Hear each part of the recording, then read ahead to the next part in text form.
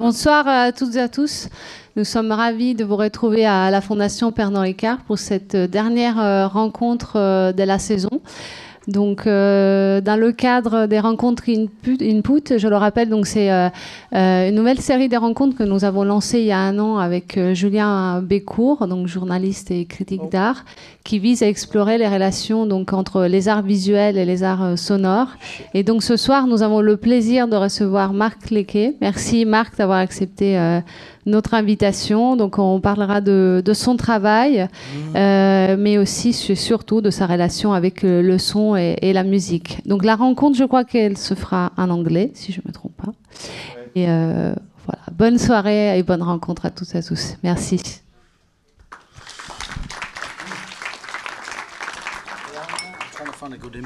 Good evening, Mark. Sorry, I'm just realised that I should have a good image. Je vais faire une brève introduction en français pour présenter un peu le travail de Mark à certaines peut-être personnes qui ne connaissent pas son travail. Donc Mark Leckey, je vais faire un petit récapitulatif biographique assez rapide. Mark est né dans les environs de Liverpool. Dans les années 60, 1964. Il a commencé à travailler sur le son déjà dès le départ, avec des connexions très fortes avec les scènes musicales que lui-même a traversées et qui se ressortent dans un de ses travaux les plus connus, une vidéo qu'il a exposé un petit peu sur la scène artistique internationale. C'était une vidéo qui a beaucoup circulé à son époque dans les années 2000, même s'il avait produit des pièces avant. C'est celle qu'il a fait connaître le plus et qui s'appelle Fiorucci Made Me Hardcore, et dans laquelle il retraversait toutes sortes de scènes musicales dans les clubs qui s'échelonnent de la Northern Soul dans les années 60 jusqu'à l'acid house, les rave parties et la bass culture et même le hip-hop dans ses productions les plus récentes. Et donc il a traversé comme ça tout un pan le micro, ça marche. De la contre-culture musicale depuis les années 60 jusqu'à aujourd'hui.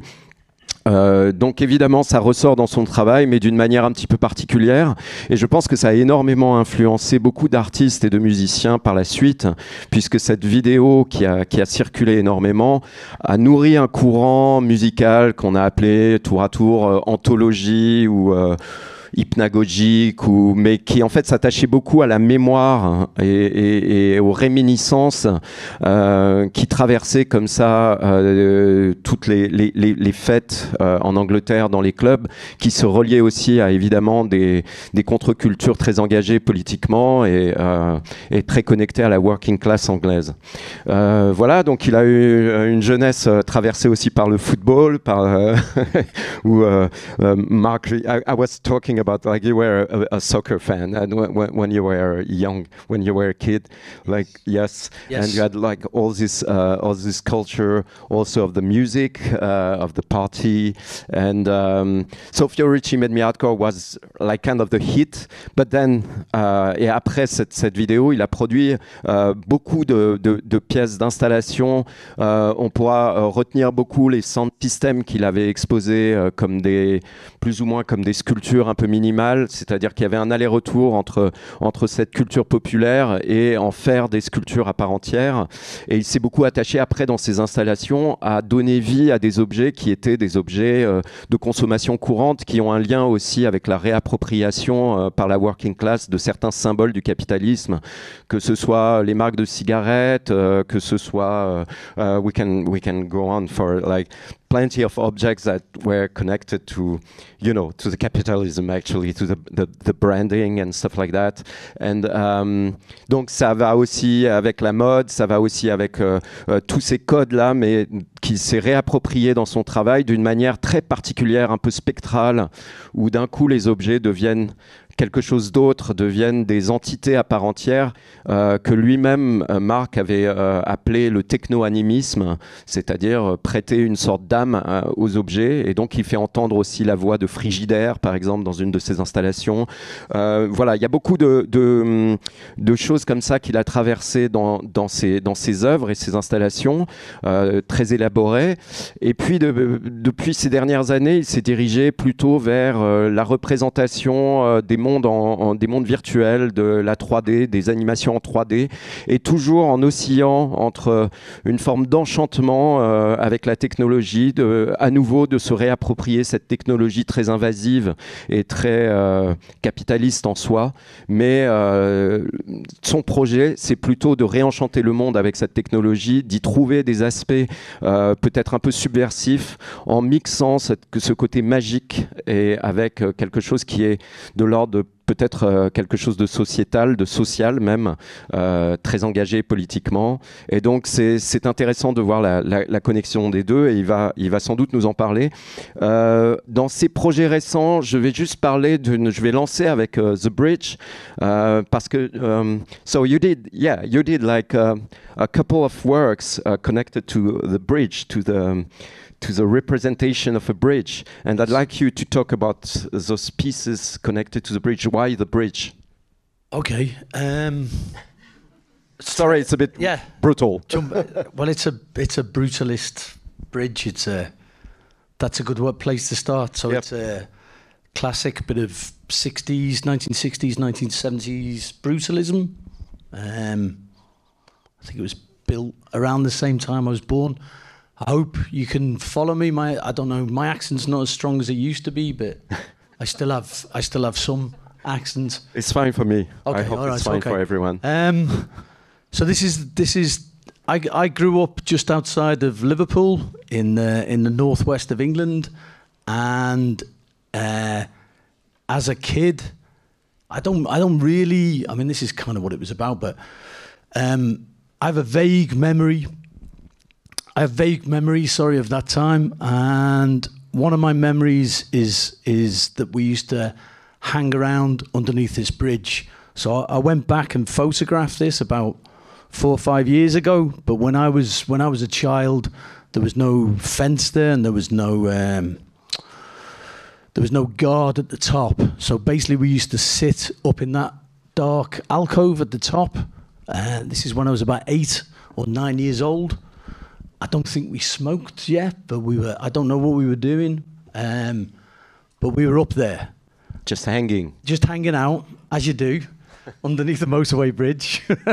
It's a really weird motorway bridge, because when I looked at, I'll show you what I did with it.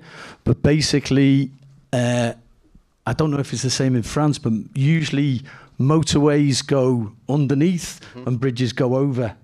So I think there's only 2 in the whole of the UK where it's a motorway going over a smaller bridge. It's the same in Paris as a périphérique, you know that? Yeah. With bridges like that. Okay. So it's quite a rare bridge. It's so that's, hence that it afforded this kind of weird thing you could do there. Anyway, once when I was under it, I have to go straight into this is the bit I always find hardest to talk about. So I have to tell this story in a roundabout way.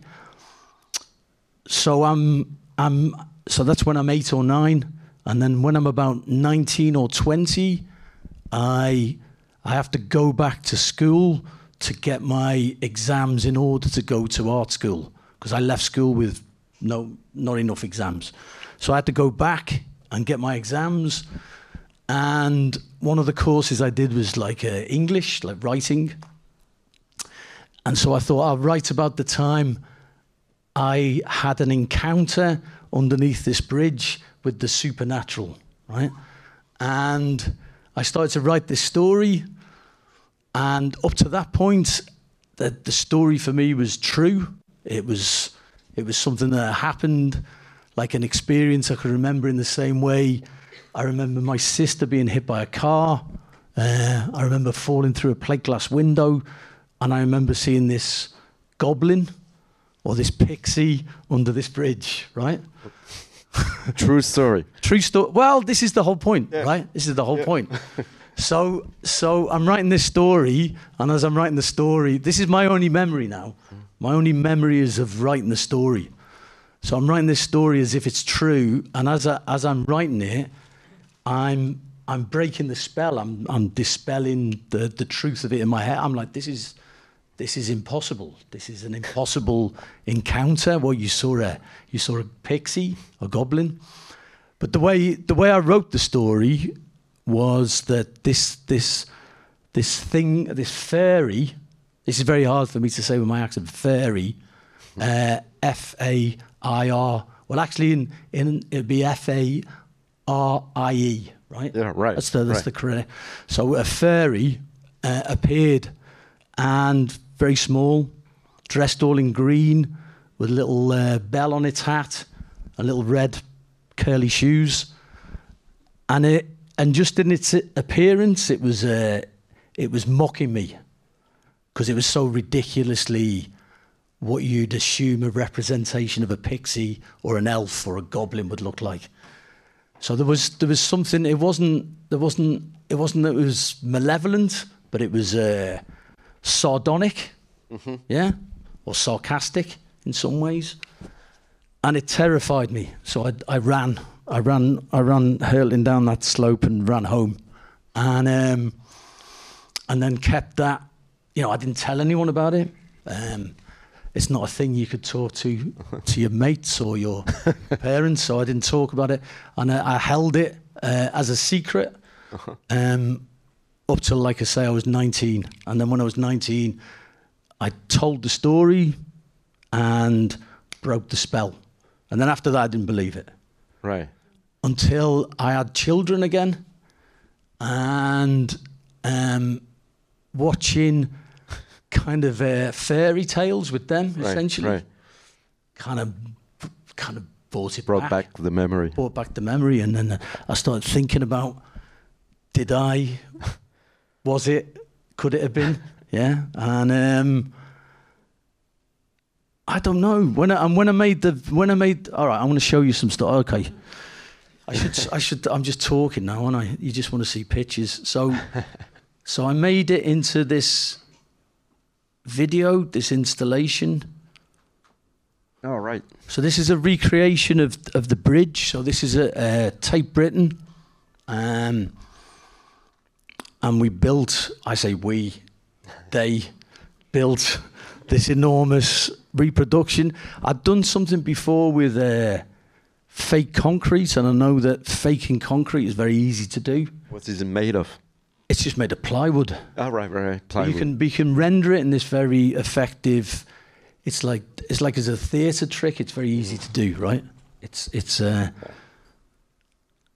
then it had all these tricks in it. This is 3D. What's the best way to do this? I'll show you a bit of the video. Right. Let me take these glasses off. Put these ones on. We've gone straight in there. I wasn't ready for this.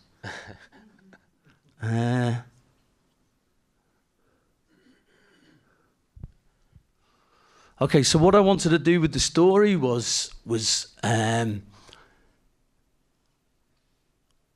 kind of turn it into this like an allegory. Mm-hmm. I'd been offered this show at the Tate Britain, and I was very excited about being offered the show, but at the same time, I felt, what did I feel? Conflicted. I was slightly conflicted about showing there in some ways, and I wanted to kind of tell the story of that conflict, because essentially at that time I was thinking a lot about class, mm-hmm.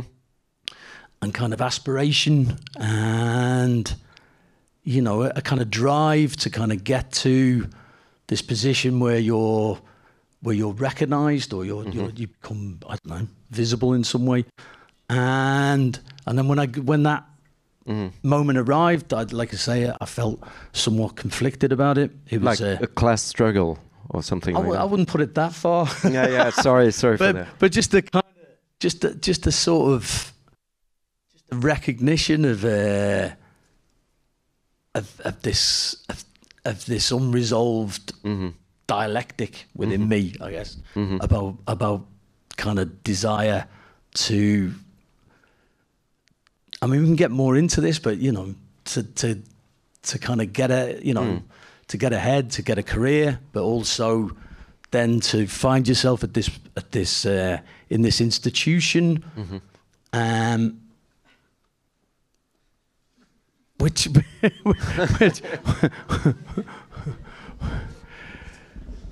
is both. That's the pixie. Yeah, that was the pixie. which is both kind of recognizing you, but also is no recognition of where you've come from, I guess. Right. If that makes sense. I think what you mean. Yeah.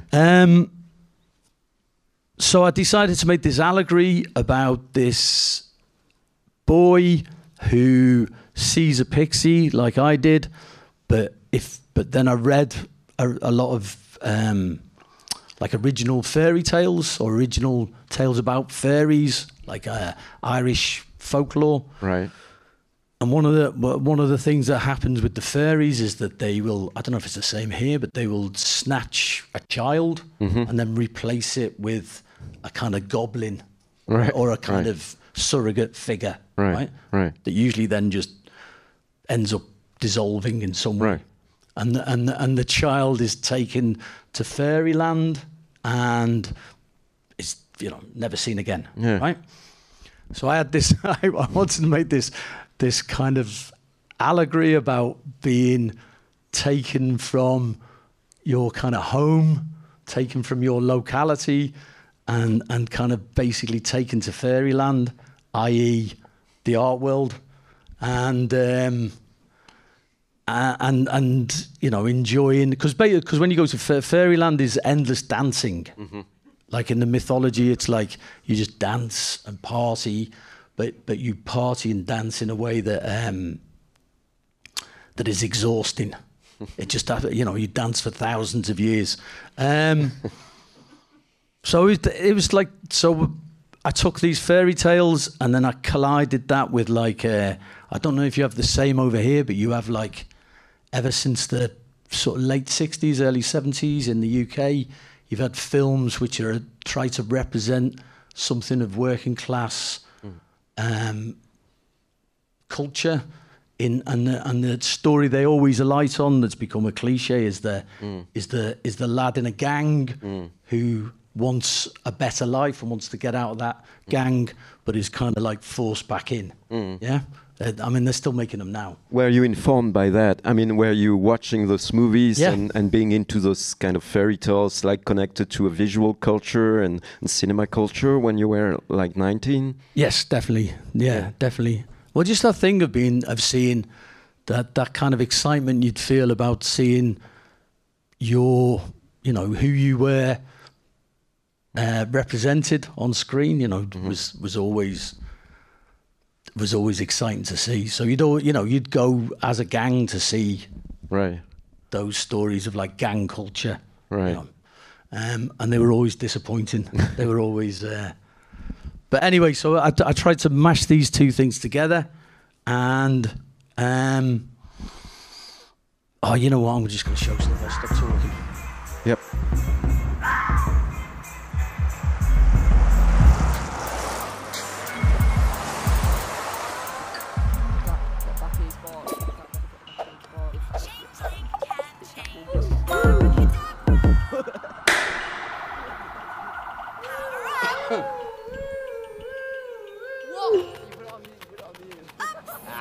I'm gasping. So I'll do like a DVD commentary. So there was 5 screens underneath this bridge at Tate Britain. So each of the characters basically had a screen, like a phone. And so you're seeing things from their POV. And we're Stone Islanders. And it was, the way of making it was very, I'll turn it down a bit. So this is the bit where the This is the changeling before he's changed. Me? And he goes into this Back again. kind of cliched script about how he wants to get out, how he wants to leave. And they're all confused by why he'd want to leave. Get off. I want to get off and leave this place. But then you connect your own memory with something very contemporary, with like codes and culture that is very Get off. nowadays. Yeah, Like well, Instagram. And yeah. We're stuck here. But this is like my nephew's, like, it's a continuum. Right. You know what I mean? That's It doesn't really. It's still the same now as it was when I was Right. 19, 20, so it doesn't really change that much. Bye then. Even the fashion hasn't really changed massively. So then he goes. I'm going to skip through it. He goes off. He sees a fairy. I think you see it now. It's a bit like Blair Witch. This bit gets a bit spooky. It's Yeah. not possible. Everything is possible. What? 2, 3, and up, and So he gets pulled up to the fairy world, and then he comes back and he's all weird, and they don't believe him, but they just think he's changed and he's strange, and then they all do BP Ultimate. Anti. Not that lad. break fluid. they all sniff glue Evo stick. and get very high, and then they all have the same dream together. Take it down. So they see the pixie before sniffing glue. Well, yeah, they kind of sniff. They're able to get into that space where they can see, the kind of the sort of this other realm, this other space. And then this is like, All right. so I'm going to say we, and when I say we, it's not me, it's other people doing this for me. But we went out and scanned these different bridges. That's the actual bridge at the top. Then this one below is a sort of medieval era bridge, a pack horse bridge. And that one below is an even older bridge. I can't remember what they're called now. That's just very basic, simple bridge. And then it goes all the way down to these, what you call in the UK a barrow. I don't know what they'd be over Barrow. here. A dolmen, Oh, dolmen. Yeah, I see. Yeah. like a dolmen. Like Stonehenge. Yeah, like Stonehenge. Yeah. With all this archaic kind of. Yeah. So you're going further and further down into the sort of history of the bridge, and this is where they kind of see the pixies, and then they realise they're trespassing and they're not wanted there, and then it turns into a sort of supernatural riot. With the hands. And when you try to take it, pulling you back You in. have to watch it. It's like trying to explain it's a plot. I'd never done a plot before. This one's a plot.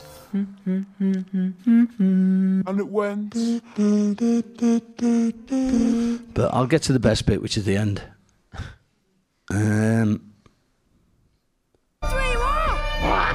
Yeah.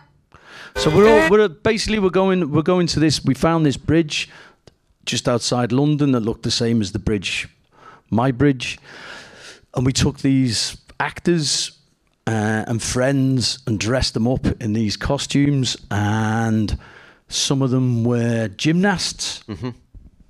Well, most of them were gymnasts, or had to have some gymnastic ability, because I wanted them to do the bridge pose. So I wanted this idea at the end that the only way they could kind of resist whatever supernatural there's a sense it's both supernatural but also possibly the police. But anyway, these kind of forces that are attacking them, the only way they can resist them or respond to them is by mimicking the bridge. Yeah. As a kind becoming of themselves a bridge. Becoming themselves a bridge, like a kind of passive resistance. So that's what happens at the end. Yeah, bite it. Eat the concrete. Bite the roots. Just do it. Eat the concrete. Swish. Stick.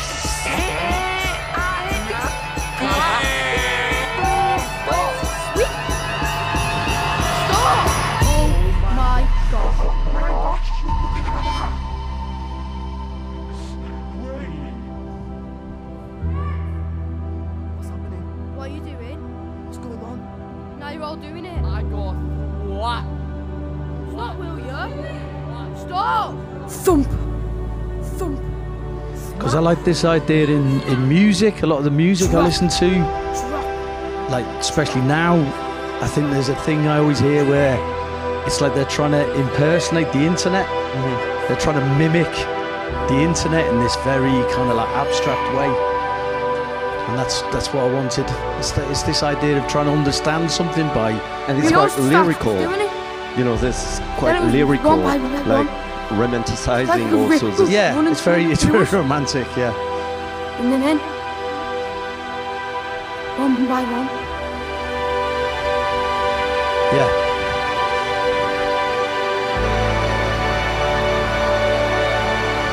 It's got this big, and so you're in the Tate Britain, and you're beneath the bridge watching this, and then the music is like, it was like 15.1 or whatever. So there's Massive. lots of speakers, and it's everywhere, and it's quite loud, and so I mean, I don't want to use the word immersed or immersive, but you are. Yeah. You're in it, and like I really like this idea. I always say that I want like people to have a psychedelic experience. I like this idea of having a psychedelic experience at a gallery, but also I like the idea that I don't like to think of things as an exhibition. It seems very kind of I don't know, dry to me in some ways. But I like this idea that it's an attraction, like we'd call, I don't know if it's the same here, but Fair. like a fun fair is an attraction, or like the zoo or something. So I like the idea that you're going to these things that I do like that, and it's like an attraction. Right. And then you don't have to think about it as art. I just, I'm trying to find ways where people can come into the gallery and they're not, their first response is like, how do I unpack this? How do I approach this thing? How do I think about it? It's just like, it's doing something. An experience. To you. Yeah, it's an experience. You're just, you've got no choice. Right. Except to kind of like, well, yeah, I've got a choice. That sounds, but it's like listening to music. Right. That's what I'm after, is the same response. It's like you're just in it. And you can relate to the objects surrounding you. Hopefully. What I like about your work, I mean, you just said it at the end, like with the bridges, I mean, the interconnection between the human being and the objects as a relationship that is always like kind of as the objects, where your consciousness can get into the object and get really inside the objects, and not only staring at them, but being inside them, almost like having sex with them, as you said yourself. Like, oh dear. Yeah. No, but having sex in terms of like being like in this kind of organic way of watching at objects, like, I don't know, artifacts that are usually like very mundane or very, daily, like a fridge. And all of a sudden they have a consciousness inside all of your works. Yes. Yeah. Well, it's that thing where you can, I mean, you can, I don't know if you just said it, but you can have it's ecstatic, right? And that sense of being ecstatic in that you're outside of yourself, or you're literally out of your mind, and you've gone somewhere else, and you've gone into these objects, these other things, and you're in their world, you're in their space, and and being not forced to think like them, but become more, I guess, empathetic to a different register, right? Sure. I like that. Right. And how do you develop those patterns? I mean, like the bridge, for example, you did another piece with a VR film. No, Yeah. Is they both connected? Yes, they were. Well, I mean, that was because that was an opportunity. I said to you I had that, and I don't know if I do have that, actually.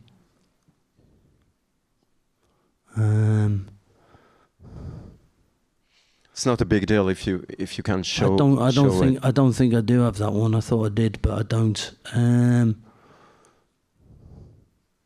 No. It was So there's a company called they're called Acute, and they're trying to make like VR artworks. Yep. And they said they thought this idea would lend itself to that medium, and so you went, you because VR's always terrifying, right? Even if it's not meant to be, it's I can't do it. I find it really disturbing. It's too alienating. So, but it kind of worked for this idea of like being lifted out of your this kind of lifted out of one reality and placed into another, which is essentially what that video is about. It's like an alternate reality. Yeah. But I quite like this kind of dialectic between what is reality and what is like the extrapolation of reality based on your own memory, because it's mostly kind of autobiographical work. I mean, there's always a part very emotional that is connected to it. It's not like pure, dry, concepts into an object.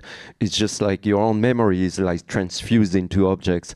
And I'd like to hear about like the development of that leads to like those recent works with not pixies or goblins, but more like the funfair elements and all these kind of toys that are really childish, kind of cute, but in a context where everything is bleak. Right. Yes. So this is always like the oxymoron in your work between bleakness and fantasy and something very rude, the reality and kind of fantasy. So can you maybe talk a bit about that notion? I think it's something to do with a kind of desire to be transcendent, or to have a moment, a transcendent moment, but the sense that matter always pulls you back, like quite literally, but also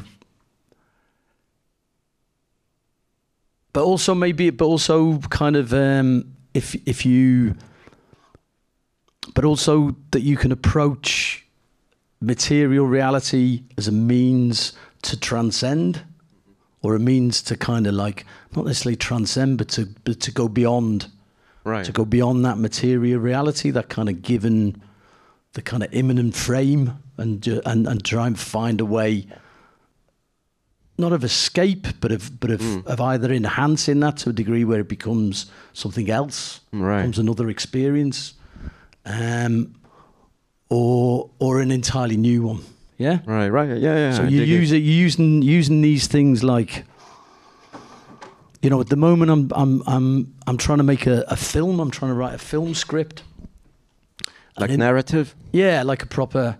Like about 8 years ago, I got asked if I had an idea for a film, so I started writing this film script, and it was an adaptation of a book. Mm-hmm. The book's called The Invention of Morel. Has anyone read that book? Oh, L'Invention de Morel. Ouais. Yeah. Okay. Like Cazares. Yeah. Okay. So it was an adaptation of that, and it was all going great, and then we didn't get the rights to it at the last minute. So I've adapted the story, and it's become about this kind of magical operation that happens in the 1970s with people making a kind of a ritual out of trash, out of like trash culture, garbage. And there's a line that I always like by Philip K. Dick. It's like the divine initially reveals itself at the level of the trash stratum, something like that. And that that's what Fiorucci Made Me Hardcore was about. Right. This idea that you can kind of if you invest or overinvest into these things that are in themselves either worthless or even exploitative, that you can transform them into something that is a magical operation that makes something else happen. A spell. Yeah, it's a spell. You make this other thing happen, you know. And like the thing with Fiorucci, you talked about me being like a football hooligan, but I wasn't into the hooliganism of it. I was into the kind of magic of it. Right. in that something could be produced out of relatively nothing or relatively little, you know, so that you could take invest. Yeah, you could invest in these things and make them yours, and have a kind of not just an ownership over them, but you could use them to kind of like produce this other effect, and this effect that kind of went against who you were supposed to be. Right. It's So a process of transformation. It was exactly, also, yeah, it was totally like transformative. personal transformation. Yeah. It implies also like to be slightly off the edge. I mean, watching things. I mean, in Fiorucci made me hardcore. I was wondering, because I don't know, when you were a kid, were you totally involved into like the parties, like being celebrating, or were you like the guy who's the outsider watching it from the corner, or? Oh, it depends how much drugs I'd taken, to be honest. Yeah. I mean, that's why I took drugs, really. Yeah, just sure. Just to release, just to have that release from standing in there. I'm not naturally a kind of like party guy. Yeah. But I like a party. Right. So I'd have to, you know, I'd take things in order to like become that. You know, it's the same thing we're talking about, isn't it? It's like a way, right. It's a way of transforming yourself, and I think that's, yeah, I guess that's what I'm invested in. Is that right? Is that? But at what point did you decide that? I mean, not decide, but figuring out that the archives you were going through, even if they weren't your personal archives, but like anonymous archives, were like a process of transformation of a material, of a life experiment that turned into something that is slowed down and pitched down and turned into something more like, not spooky, I would say, because it's really ecstatic, but more like, almost like a dreamlike. I think it is quite spooky. Look, I'll show you this actually. This shows how. So we're talking about Fiorucci Made Me Hardcore. So this is, I made this in 1999. Right. But this is a version I did called Ghosted version of Fiorucci. So this is when I made this. So it's all made on analog or from analog tapes. VHS. Yeah. So I had the original VHS master of it, and then I just got 2 VCRs and just duplicated between each one till the tape gets really degraded. So this is like the degraded version, because I think it is a ghost film. Well, it is now anyway. Sure. It's definitely a ghost film, and I always think 1999 is the year that I made it. Is the same year that the Blair Witch Report came out, and I always think they're quite similar, because they're about being able to capture ghosts or phantoms with this technology just that at that moment became available. Yeah, the found footage. Well, there was found footage films before Blair Witch, but the difference with Blair Witch is that they were doing on camcorders. Right. They didn't have to be a film crew. They were just kids going out in the woods. And I was able to make Fiorucci because you could digitize video at that point. All right. Like 2 years before this, you couldn't do it. Right. So, but you were asking me about it being. What was your question? Well, it was more like about your way of digging into the archives. How did you find this material? How did you get into it and decided you would do a piece of like a cut up piece out of it? You know, at what point did you just sort out like the piece? I wanted to. I kind of made this. I made Fiorucci out of a. I'm going to turn it down a little bit volume-wise. I sort of made it out of a slight sense of grievance, in that I felt like. I mean, it's different now, but at the time, the kind of dance culture in the UK and the culture, you know, the sort of working class culture that was both black and white wasn't represented at all. It was all, you know, I made this at the end of Britpop, and it was very kind of like, it was very rock. Yeah, like and very white. Very white kind of rock, and it didn't represent the you know, dance culture which I'd grown up with. So I kind of wanted to show that. But it was very hard to get hold of back then. So each of these, I basically had to send away for VHS tapes through the post, and then wait for these packages to arrive, and then I could watch them and you know, edit them or take bits from them. So by the time they get to me, they become very precious. And I'm completely fetishizing them, and as I'm making them, as I'm making the edit, I'm completely enchanted by all of these images, because they just seem so special to me. And then I start to get lost in them, and there's a kind of desire to be in them, and I just let that be part of the edit, rather than trying to make a documentary, which is what I initially was kind of thinking. I just thought all I can do is make something about my response to these images and the power of them, right? The power of not these images in themselves, but just the power of images, and what it does to you when you sit with them and really watch them, and the effect that they produce in you, you know, the kind of and there's also this kind of political subtext. I mean, the fact that it's a loss.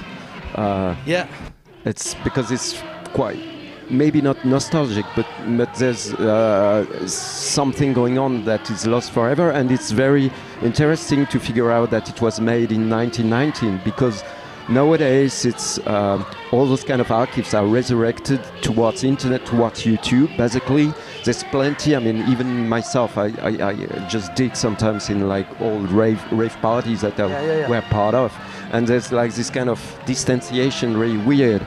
And I don't know how. I mean, you were a pioneer a bit of doing a piece out of this material when YouTube didn't exist. So how do you react? I mean, not react, but how do you perceive, like, nowadays, this kind of information, like, from the past, like, resurrected towards the internet canal? Does it affect you the same way? In which, what you mean? I mean, does like the fact of digging in the past? Nowadays, it's just like the past is everywhere. I mean, it can be in one click. It's you can just like dig something, and it's maybe not the same connection with the images. The spell is gone. Maybe. Yes. You know what I mean? So, because your work is really about enchantment also, and about spell, as you say. So, how do you think we can now re-enchant these technologies that became such a mundane thing, and when it's still powerful? You know? Because images, when there's a flux, they don't have any power anymore. So how you can bring back the power to the images? I'm sorry for the question. It's just as an artist, how do you feed your own work is my question. Yeah, that's a big question. It's more about your personal memory still, or? Well, there's a few things there. It's like, one is, I don't know if the power of images no longer resides in art. I don't know if that's where you go to feel that power, that effect. And images in themselves are becoming something else, you know. They're kind of transmutating into something that maybe you can't really talk about them as an image in the sense that these things were anymore. There's some kind of hybrid of image, text, and information. And then, but then I don't. All right, so not last night, the night before, I went to a nice dinner, and I was sitting next to someone. They were 27. I was 60 last week, and we're both making something about 1971. It was the weirdest serendipity to sit next to someone. We both had essentially the same archives. Like our hard drives were probably like almost exactly the same.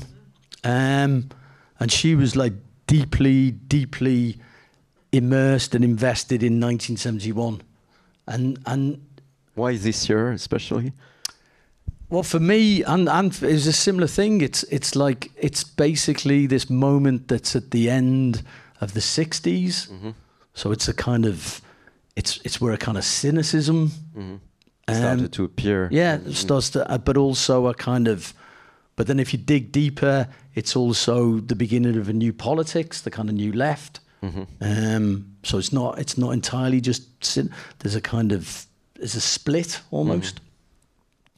But also it's both of us were interested in it because it's a sort of birth of nostalgia as we know it. It's kind of the beginning of a kind of modern way of understanding images and culture. You know, it sort of begins around that. That's what I was thinking, and she agreed. Or she was thinking that independently of me, and I agreed with her. So yeah. So I think, you know, and getting back to this kind of magic thing, I think it's that's her making the spell herself upon this moment. You know, she'd chosen this time, and the investment in that time had kind of produced this you know, out of the shallow, she'd found depth, you know. So definitely, I don't think it prevents you from doing. I mean, there is a superfluity of images, and there's a lot of noise. But then there was a lot of noise when I made this. Really, yeah, sure. You know, that's kind of. I mean, there's another. Can I skip on to something else? Yeah, sure, for sure. Because this is something I always. You mean Dream English Kid or? Well, no, this one I was going to put. Ah, right, sure. So this is from 2003, I think, and this is called. This is the Tate again. The Tate like me, and this is a performance that was with. There's a statue by Jacob Epstein called Jacob and the Angel. And it's been at the Tate Britain ever since it's still there now. And it's a very weird piece of work. It's kind of, it's enormous. It's got real mass. And it's kind of ugly as well. But there's something very fascinating about it. And so I had this idea of putting it against a sound system, which has the same kind of equivalence of mass and scale, and trying to get the sound system through noise and music to kind of bring the statue to life, like a kind of sort of Pygmalion idea of just trying to animate this thing, so it felt like. Here we go into the process of the sound. The sound has huge importance into like making things alive. Yeah, exactly. Yeah, and like, you know, with the sound system, you've got all the bass, so you can literally make something vibrate. You can find that thing's resonance and all the rest of it. So I did that as a performance. Let's skip along into get into it. There's just lots of cut up stuff I was playing on it. I think this is like Hugo Ball, some like Little Richard and the Dardaists mixed together. And it's in this big picture it. Yeah, it's in this big stone cupola.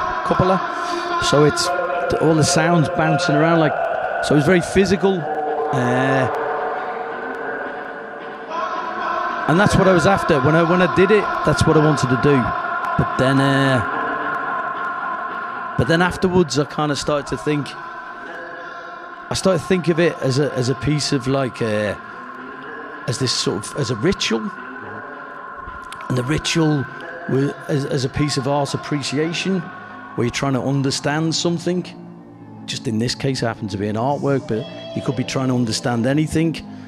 And so the way for me to understand that thing is not. I can't go up to that sculpture and just stand in front of it and look at it. I need something. I need to approach it indirectly through something else, right? And that, I don't know why I got onto that from what we were talking about, but this idea of like indirectly approaching something rather than just approaching something either as a subject or an object, I find that really helpful as well. That's a very useful thing. And then I read about negative theology and apophatic theology, which is basically, it's a tradition, right? Of like approaching God indirectly or obliquely. Yeah, through different mediums. Through different mediums, through negativity, through, you know, you just realise that the thing itself you can't directly approach. Right. You will never discover, you will never know it then. If you try and approach it in these different ways, then you get a sense of it. Get closer to it. Sure, this is quite close from what what has been called speculative realism, this school of philosophers that were really had this kind of same ideas basically. Okay. I mean, I don't know. You worked with Florian Hecker also, and all this kind of more brainy conceptualizing things. It's more like objects can have a life without human attached to it. Yes. As things can be watched. I mean, it's very hard to resume because it's like there's plenty of philosophers that have into that. But I was wondering if it had an effect on your own work, not especially theoretically, but more like as a pure generative process of doing things, like transfer not only the consciousness, but the way the environment can be reconfigured through a different perception of things. That's why I said of the edge. Yes. It's like a circular thing. Yeah. you know what I mean? And indirect. Yeah, So definitely. Basically, I'm saying just what you said. Yes. No, but I think that's really interesting, hearing it described like. I was teaching at Goldsmiths when speculative realism came along, so it was a big. I think it began there, right? Yeah, right. I think it began at Goldsmiths, so it was a big thing there, and I tried to grapple with it. Right.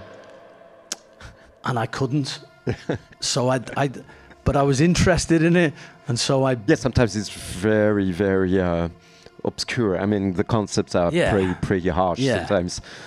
But I kind of think I used it in a very misunderstood way. I think you understood it maybe better because it's through experience. Yeah, maybe. I don't know. I think it's what I'm interested in is that you create something that could be like theorized or whatever, but what is important is that you can experiment it. You know what I mean? Yeah. You experiment it in real life. Or experience it, I think. Experience it more. I mean, I remember very specifically, you'd go for a tutorial with someone and they'd be making work about right.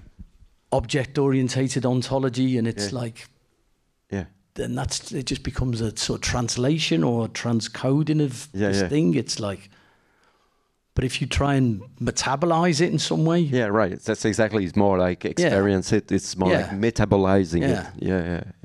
Then it kind of maybe gets you somewhere. Yeah. And that idea, you described it really well. This idea that you can just approach things differently or indirectly. The environment stays the same, but there's it kind of another kind of. I mean, I was like talking about psychedelics earlier. It's the same thing, right? Right, totally. It's like you can have, psychedelics reveal another reality, or the environment is transformed by that psychedelic experience. Yeah, that's what I'm interested in, is trying to understand things. Can we show maybe like recent works? Yeah, maybe sure. the one in the offing, or I don't know what the one you prefer to show. How long we got left? The recent ones. Okay. So I like showing the bus stop one. Yeah, go. Because that's always. I haven't seen it. So. Oh, haven't you? Okay, all right. I like this one. So this is. I'll be quick now. So, so during the pandemic, I stopped making work, like a lot of people did, I guess. I've got 2 little kids, so that was it. There was no work, and also I felt very despondent. About the situation in general, but also I felt like the art world that I belonged to had no way of responding to this thing. Do you know what I mean? I don't know why I expected them to. Maybe it's too much to ask, but I just thought, and I don't mean in a direct way, but just in a way that just seemed imaginative, and maybe in a kind of energy. That would bring you out of the kind of torpor. So I decided I wasn't going to make art anymore, and I wanted to just make music. And because I do a radio station in London called NTS, and during the lockdown I got really into that. That's all I was interested. That was my only creative outlet. So I got really into it. And I found this bit of video on TikTok or Instagram of this kid running and jumping through the plate glass window of a bus stop. All right. And the sound was so good that I made a track with this sound, because it was like, it's like a cartoon. It's like you'll hear it. And then at the end of lockdown, someone said, "Do you want to be in this show?" And I said, what did I say? I contradicted myself and said, "Yeah, I'd love to, because I've got no problem with art at all." And I made this video. Anyway, that's enough of that. So this basically, I don't know if you have the same here, but in the UK, there's loads of these sites there's loads of these Instagram posts and TikTok where they just produce, it's just people doing stupid shit, right? And there's ones where they do stupid shit and everyone goes, "Woo!" and makes a lot of noise about them doing stupid shit. So I just took this one video and then put all the rest of these reactions from people on top till it just becomes kind of it's a little bit violent, but I think in a cartoony way, but hopefully you feel the same way.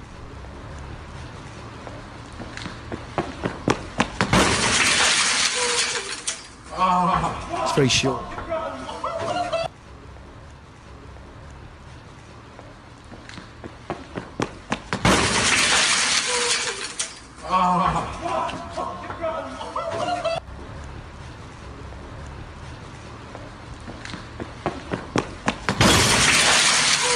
It's really like a slapstick. But nowadays, when you look at Instagram or TikTok, it's just continuous slapstick. Quite violent one. I mean, he's alright. Yeah. You don't know what it is.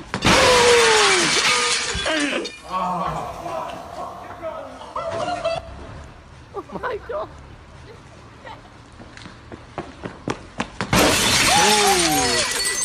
Oh.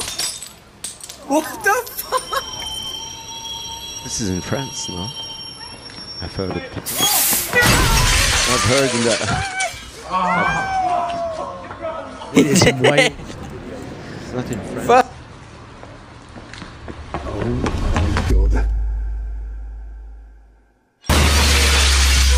The fuck just happened?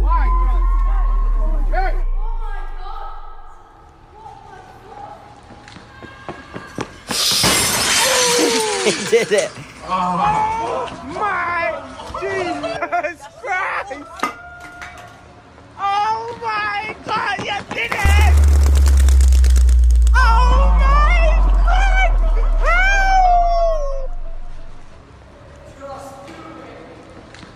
God! God. What? What the fuck? Oh my Jesus Christ!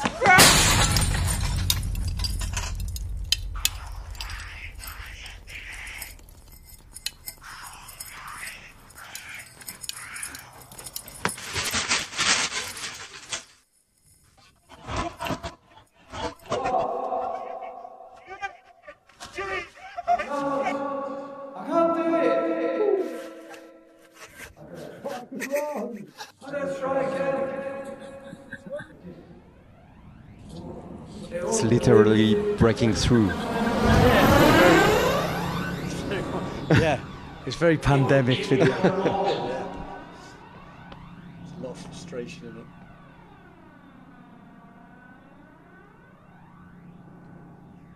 So this is like a tumbler, acrobat. He's not the one who actually jumps through it.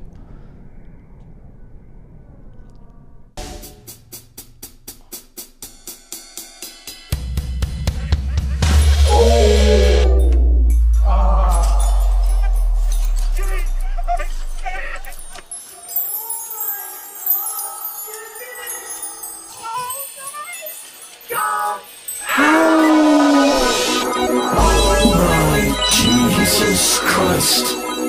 Oh my God, you did it. Oh my Jesus Christ. Oh my God, how? Oh my Jesus Christ. Oh my God, you did it. Oh my Jesus Christ. Oh my God!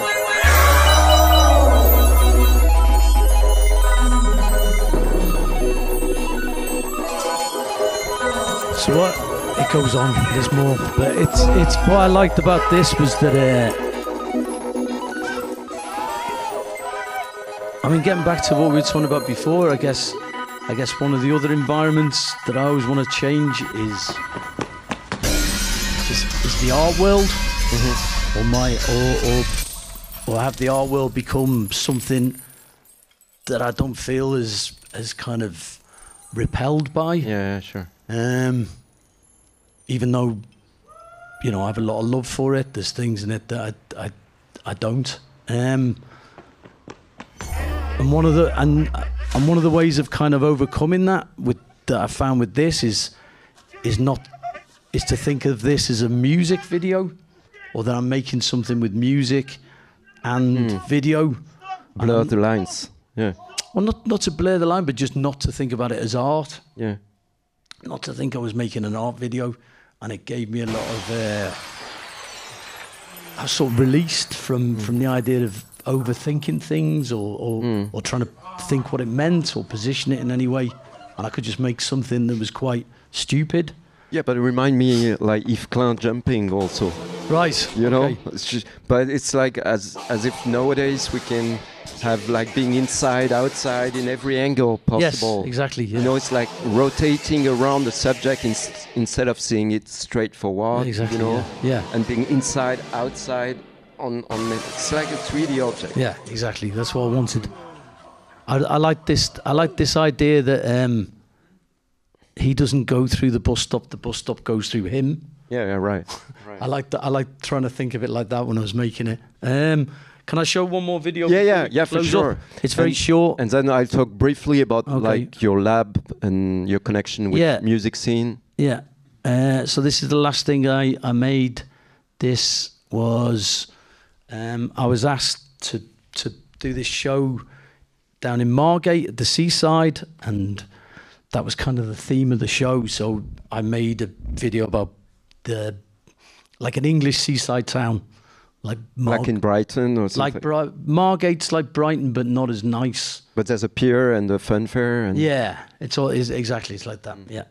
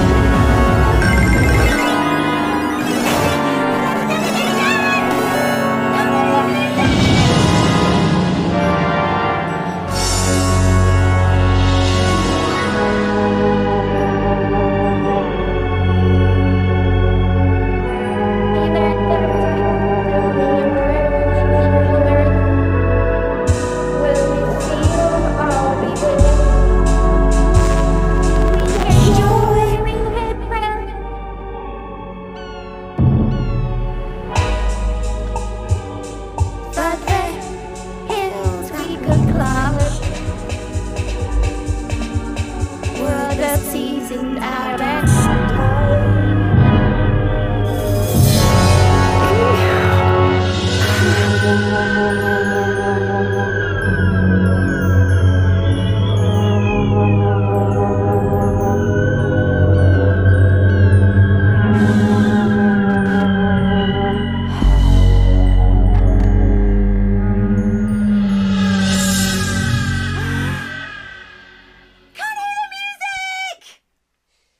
Did you show it to your kids?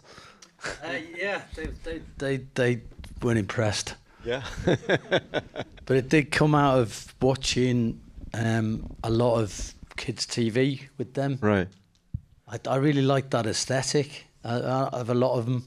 There's a show called Cry Babies, which is kind of about these babies with magical tears, and that's amazing. I mean, they're genuinely psychedelic, as I keep talking about. So you look at these. We had the Teletubbies, I mean. Yeah, Teletubbies back in now the days. just looks like so cheesy. Looks like realism. Yeah.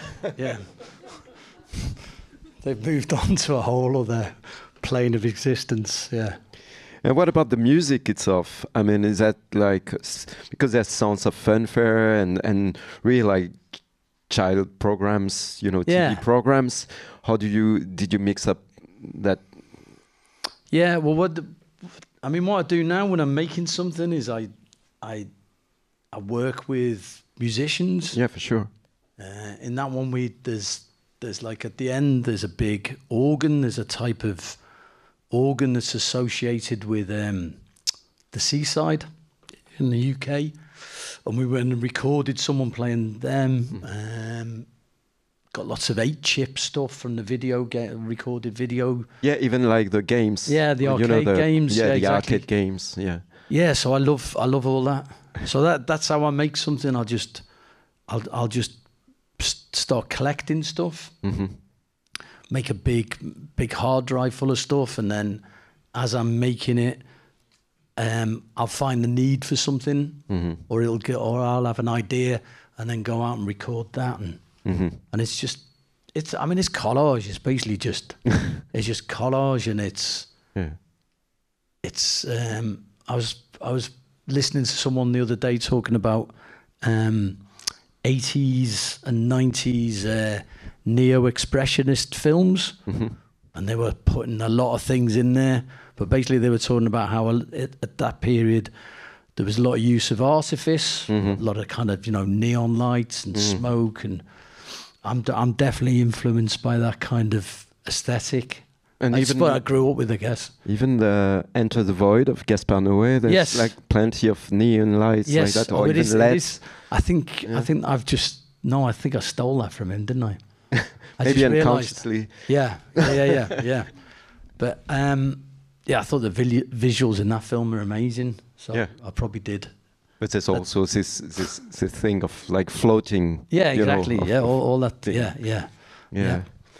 But let's finish, and then we'll have maybe a few questions if someone wants to ask questions. But just talk about like your musical work. I mean, yourself, you've been involved in many different bands, various acts or performance acts, and you also had like at Café Autour, like past weekend, you had like 2 nights of gigs, and you're very supportive, not only of music scene but also of young artists, and you have like this lab in the Cornwall. So maybe you can talk about like this kind of connection with a very lively scene of experimental music and whatever surrounding it. Yeah. Okay. All right. So I came to art through music. My first interest was music when I was 14, 15. So when I was 14, it was sort of 1979. So I was listening to John Peel and got into that whole post-punk scene.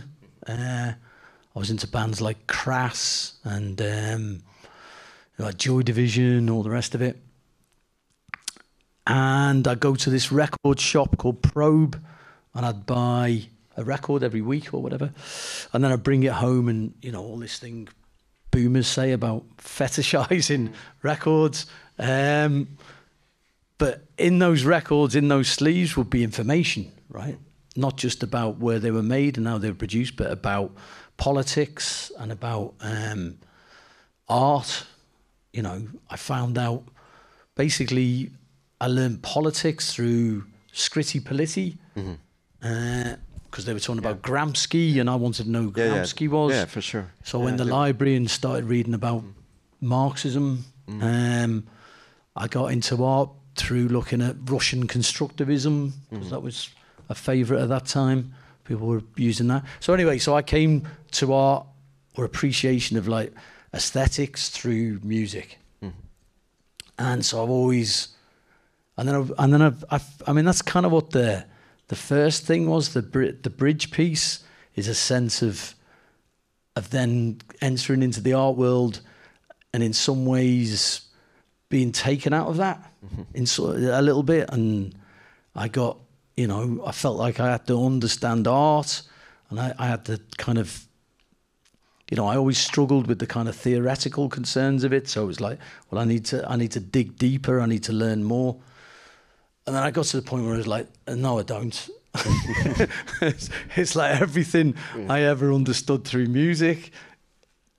You know, I essentially got to the point where I just thought, I'm not learning anything better here than I learned from music, really. Because I thought art was where I would find the avant-garde. You know, I would find the kind of future leading edge, and I both did and didn't. But then I find it easier in music, or it's still there for me in music. You know, it's still recognizable. It's still kind of, you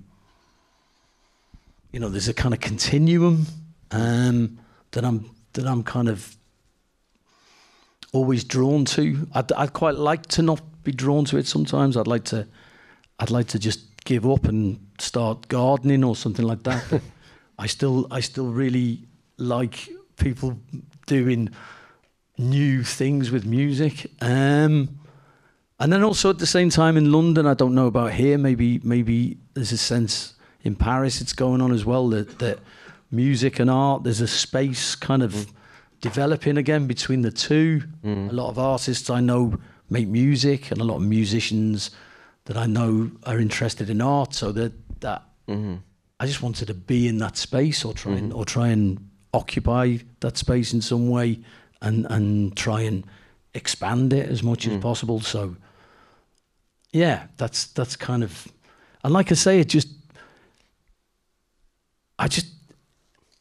you know, the difficulty for me always with art is that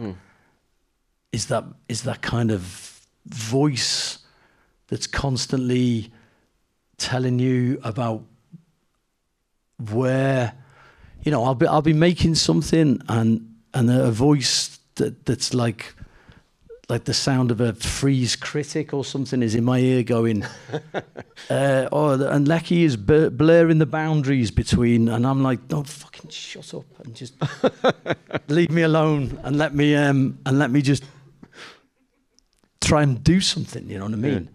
And I don't feel like with music, I don't feel that kind of authorial voice. Doesn't command as much, doesn't have the presence there. So music just feels a lot easier space to be in. And it's more democratic. You know, it's not as you know, should we say elitism? I mean, I have a mixed feelings about elite, because I like all right, one of my big things with music that in relationship to art is that, you know, at the moment in England, in London, there's a kind of turn to like the local, right? Everyone wants to get local artists involved, but then they go to the local in this very kind of pedestrian and kind of simplistic way. And my thing's always like, well, music is both local and esoteric. It can be both, and it is both. you look at something like grime, or And it's not patronizing. No, it's doing something entirely experimental and new, but it comes from the local community. You know what I mean? And sure.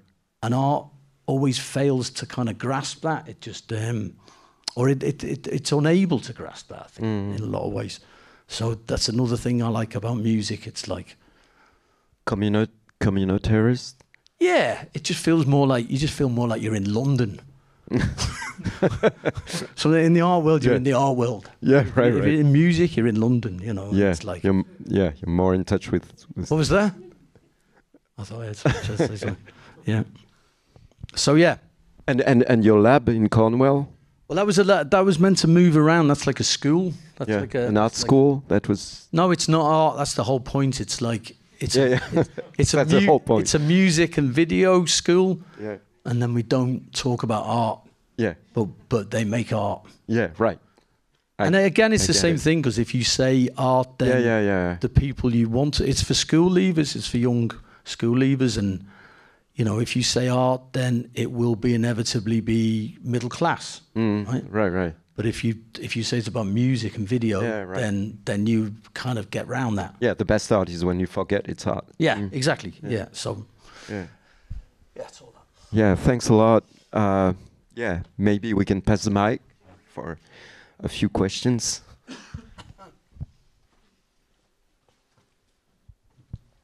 Thank you. It's not a question, it's more about sound. For me, your work of words is sound and music. I have a question, but I asked you before. Can you read one of your poems in your book, please? I don't know. But for me, it's poem. No, I don't know. I wouldn't call myself a poet at all. But for me, you are. I'd like to be. The short one.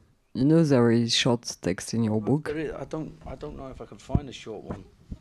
Yeah, you will find it in the beginning. Is there a beginning one? Yeah. Thank you. When you say poem, you mean like just a short bit of writing, right? Yeah. You will find, I'm sure. Sorry for that. No, it's good. It's a good thing to be asked. I know his book. I'm cold. Okay. Thank you. All right, I'll try this. I'll do this. Here we go. I haven't done this for a long time.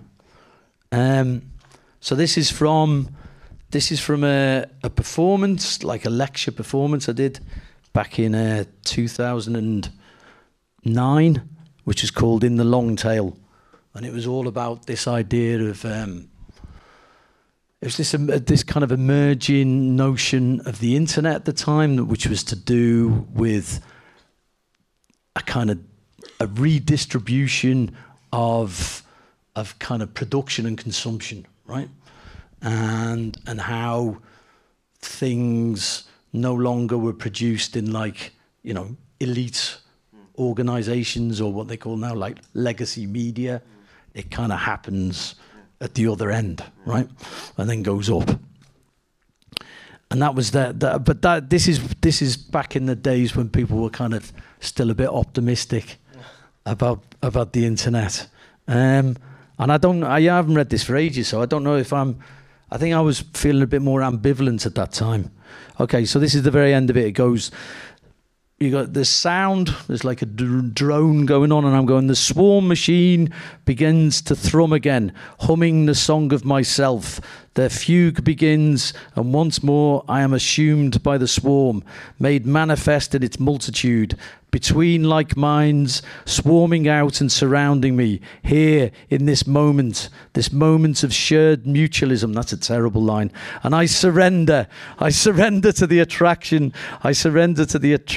of increased pleasure, and I become ascendant in the swarm. I am of the swarm, I am the swarm, and the swarm is me. I can experience past lives, live dreams, and soul travel. I am the Minotaur made manifest in a multitude. Reverberator, debaser. I am the center of percussion, the sweet spot of the swarm, the soul satisfier, accumulator, evaporator, seed of the torrent. We are the sowers of the system here in the long tail. There you go. You really don't have to applaud. it's like the poem of a 16-year-old. But go on, yeah. Question behind you. Hi, thank you for the presentation. It's funny because I'm 19 years old and I really grew up with 2016 PC music stuff. Yeah. And I think it's funny because A.G. Cook just released a new album called Britpop. Yeah. And so I was wondering if you two had any connection, if you ever spoke to him or work with him, and if you knew his work or something. I do know his work, and I like what he does a lot. I like PC music, and I like him. Whenever I like Sophie, yeah, I like that whole scene. I thought it was great. And I saw that Britpop. There's a video. He released a video. Have you seen the video?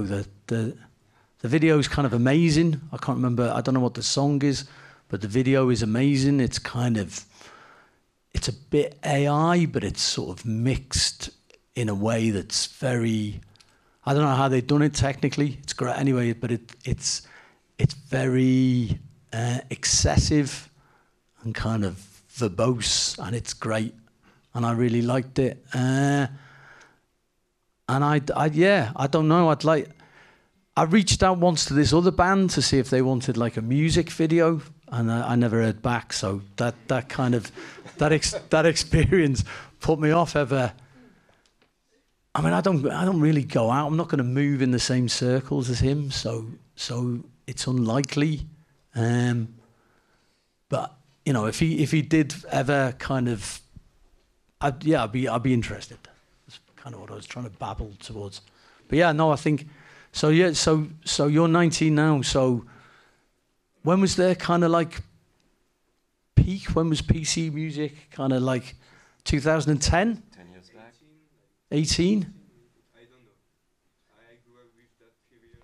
And you were 11 or something when wow. Incredible. Right, okay, all right. Amazing. And Yeah. keep on influencing. Yeah. youth. No, that's yeah. No, I think that was the last really interesting kind of pop moment was that PC music scene. Yeah. And it's still going, it's still reverberating now, isn't it? But yeah, I like them a lot. Yeah. Question over there. I can just speak out loud. Okay.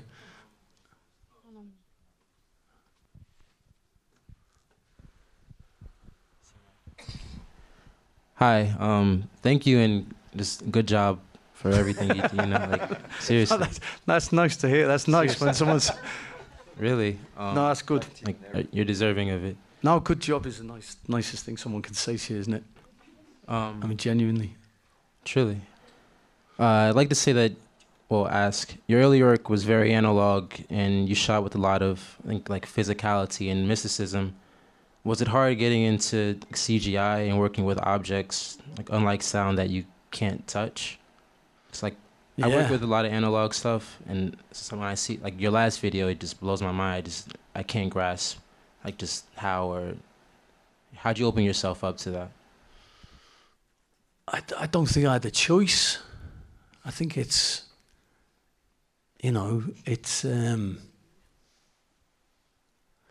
I'm being transformed by the technology, right? It's doing something to me, both algorithmically and visually, right? So I'm not a total technological determinist, but I think we're in a moment now of a kind of reality shift, right? And I feel my reality being shifted, and I wanna kind of understand how that's happening and what. This is how I've, when I first made Fiorucci, this is when because I spent 10 years not making any art. I had bad ideas that were all like I said earlier, I kind of thought if I read theory or approached things the right way, I'd have a good idea and I could make work out of that idea, right? And then I thought, I'll never grasp that.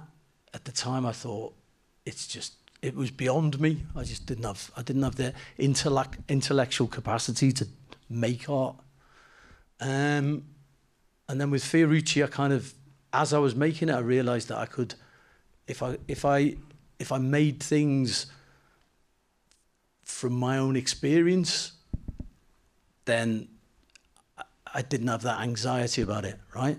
I kind of overcame. It was a way of overcoming the kind of fear of I don't know, not being smart enough or whatever, or not thinking I was an artist. Just that doubt.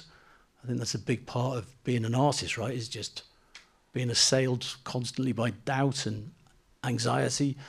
So it's just ways of finding, just manoeuvring around that, or just being able to like put it to one side in some way. Anyway, so from then it's just making work about how I respond to the world, what the world's doing to me. And so obviously that's taken me from an analog domain to a digital one, which I kind of feel quite thankful for. I think it's an incredibly interesting time, possibly in the way that apocryphal Chinese, I was going to say reverb, that's not the word I'm looking for. What do they call it? What's that one? Proverb, reverb, yeah.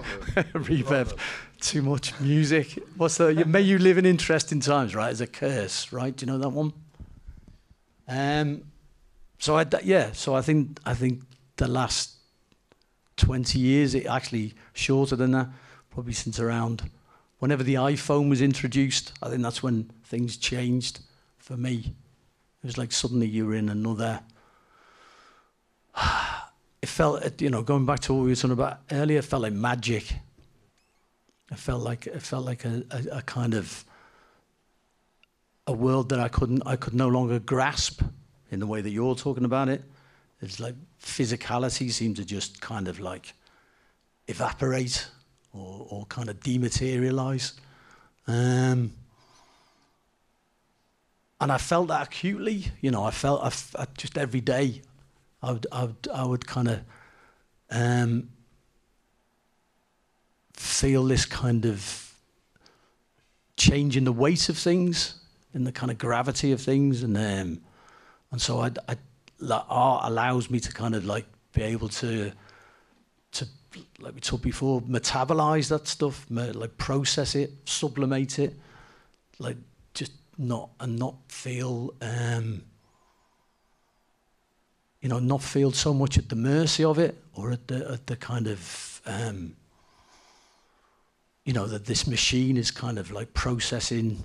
I mean, it still is, but it gives me the illusion that I'm not entirely being processed and transformed by these conditions. Do you see it as something positive? I don't know. I think there's things in it that are kind of. I honestly think that it's like we're having our brains changed. Well, not brains. I think, all right, let's do a better way. I think we're being shifted, like I said, ontologically into some other kind of like reality. Hybrids. Yeah, and I really feel that. I think as soon as we're not manipulated by the technology itself, when we still can have process it. If we're not processed, but we can still process it. You know what I mean? Yeah, but I think that process is part of the change, isn't it? It's like you're, as an artist, like talking about the music and video lab, everyone's producing. Everyone's a producer, right? Everyone makes images, everyone makes sound, So you're both producing and consuming in this continual feedback loop, right? Yeah, sure. So that's a big shift, and it's like to call yourself an artist and to kind of try and circumscribe that in some way seems more and more difficult to me. Huh? and words. Yeah. But you have an envisioned kind of. It's funny because you're talking about that like as the dematerialization, but it was already in your work when you didn't use the digital technology. I mean, this kind of loss of memory, this kind of floating. Yeah. It was kind of. It was what we feel nowadays, or during the confinement, for example. Yeah. It was a feeling that you kind of started feeling before it happened in mass culture. Yeah. You know what I mean? Yeah. Yeah, I guess so. Ontological and hantological feeling. Yeah, I guess so. I mean, I've always thought that's what you do as an artist, right? You just make yourself receptive, right? Sure. And as sensitive as you can, right? That's your job. Good job. But that's your job to do that, right? Is just try and be some kind of like a sensitive antenna. Yeah. Right? I mean, it's a kind of old idea, I guess, of art, but I still hold on to but that. you still can be overwhelmed by the chaotic flux that and then generates. that's the other side of being an artist as well, is like it's a way of like not ordering the chaos, but being able to manage it in some ways. Yeah, but algorithms just are as speed as 10,000 times faster than a human brain can. Yeah. So if you're on Instagram or anything, you can't process. I mean, it's actually not being human if you can process it. So that's what is very strange and interesting nowadays, because you got all this massive flux of stuff going on, but you can't process it. No. So you have to and you were losing memory because of that, and there's an amnesia going on. Or you have to process it in a different way. You have to kind of, not look at it as kind of, because we're sort of trained or kind of attuned to kind of understanding things discreetly, right? Not continuously. You're trying to pick things out, right? And instead you're getting things so you have to find a way of living in the world that isn't just looking or isn't dismayed by the loss of facts or truth or right. all these things that were kind of discrete, but you're living in this other kind of world of information and this thing that is like greater. There's a potential kind of spiritualism to this, I think. A way of trying to approach the world not, materially, but in a kind of, all right, is a better way of thinking of it. I like my fascination at the moment is I think that we are returning to something more like a kind of medieval mindset, right? Or a medieval way of understanding the world. Or we have to reach back to that period because that's the pre-modern period, right?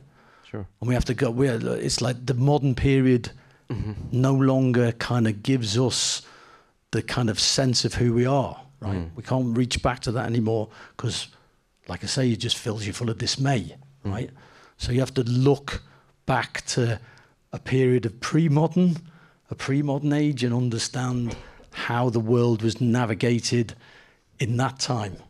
Does that make sense? That's a bit, yeah. George Orwell was very into that kind of theory. Okay. All right. Yeah, in his political statements, he was like kind of anti-modern, but in a way very critical. I mean, right.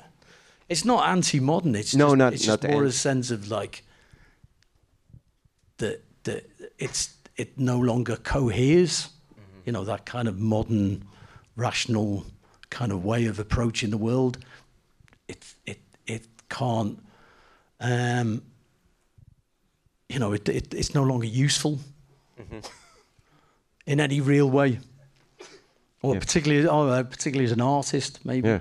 Yeah. But the harsh reality of things still exists. So so there's so exactly. Yeah, you got to. There's a confrontation. Yeah, exactly. Like if someone is coming and kill you, it's just like the reality, the factual reality. That's the big confrontation that we're facing. Is a kind of material, spiritual kind of collision.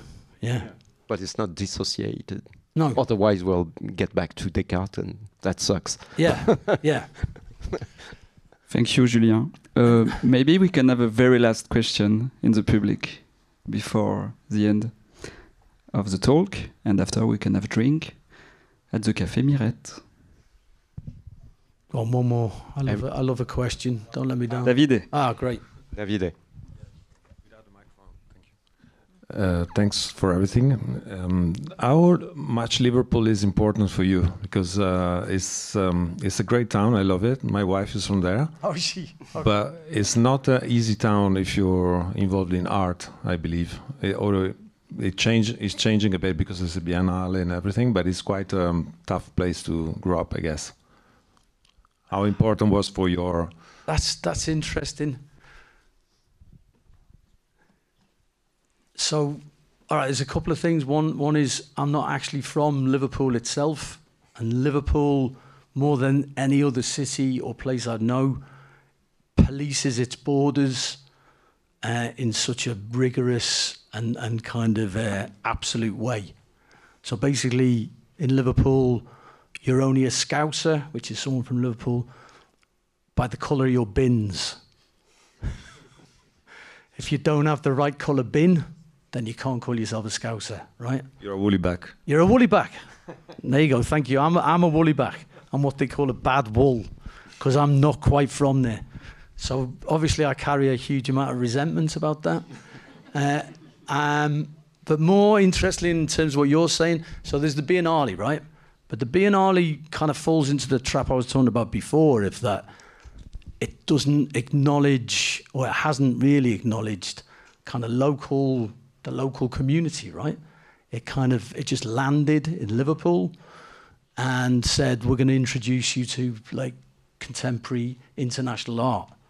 And, you know, it's had some successes in that, and it's kind of, but that's always been a kind of problem at the heart of it. And I think, and a lot of people from Liverpool feel very, it's not for them, you know what I mean? It's an imposition, it's not theirs. But, you know, I grew up outside Liverpool, and, you know, there's a culture there to me that is as intelligent and as, you know, future facing as anything in the art world. But that doesn't get acknowledged, right? It's like the two can't see each other. Do you know what I mean? And that I find that, you know, and it feels particularly acute in Liverpool, because Liverpool is such a, I don't know, a smart city. It's got, you know, all the stuff that kind of, it's cliched now, but there is a particular intelligence to that place. You know, and it finds that through theatre and through music or through football, but it doesn't find it through art, because art isn't, art can't see it. It just overlooks it, you know. Thank you very much. You're welcome. So should we have a drink now, or? Yeah. Thank you, Mark. Thank you, Julian. Thanks for the questions. Good job.